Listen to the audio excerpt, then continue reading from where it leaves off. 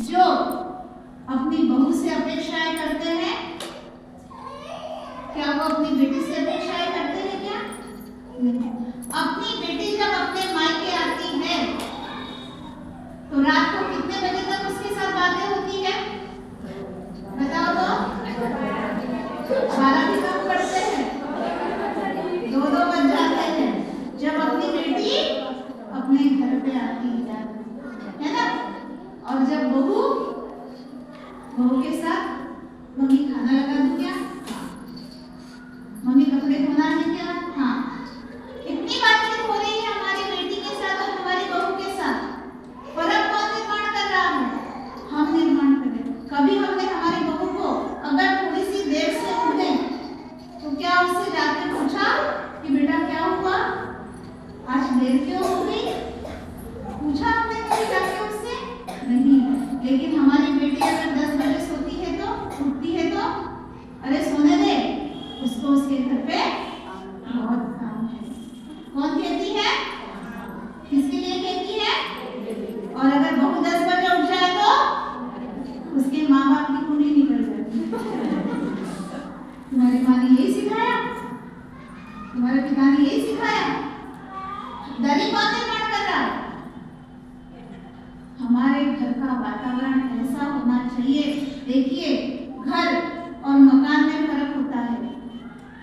मकान दीवारों से बनता है और घर परिवार से बनता है। और परिवार का निर्माण करने वाली कौन है? तो एक नारी है। नारी ही नर को नारायण बनाती है। नारी ही नर से सर्वश्रेष्ठ और नारी ही भगवान को भी जन्म देने वाली होती है। लेकिन नारी कैसे हो? माँ सीता की तरह हो। नारी कैसे हो? द्रौपदी की तरह हो।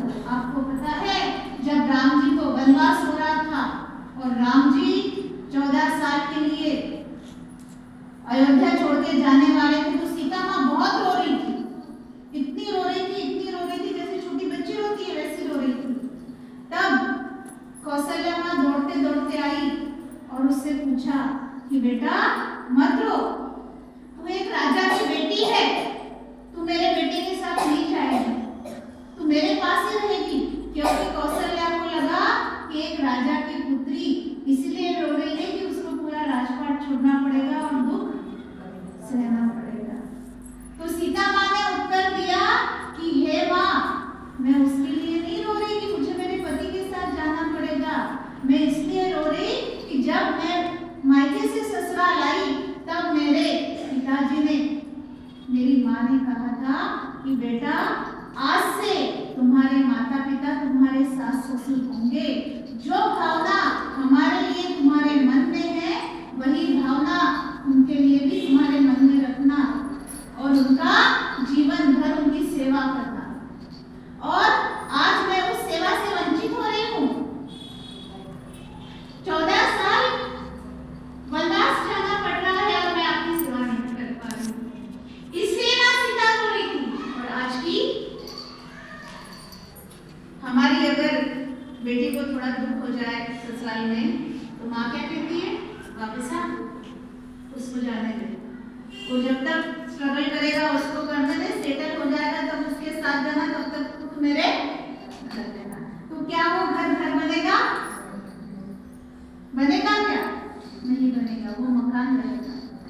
और अगर हमको घर बनाना है ना तो सबसे पहले संवेदनाएं अच्छी होनी चाहिए, भावनाएं अच्छी होनी चाहिए, प्रेम होना चाहिए। क्योंकि घर किससे बनता है?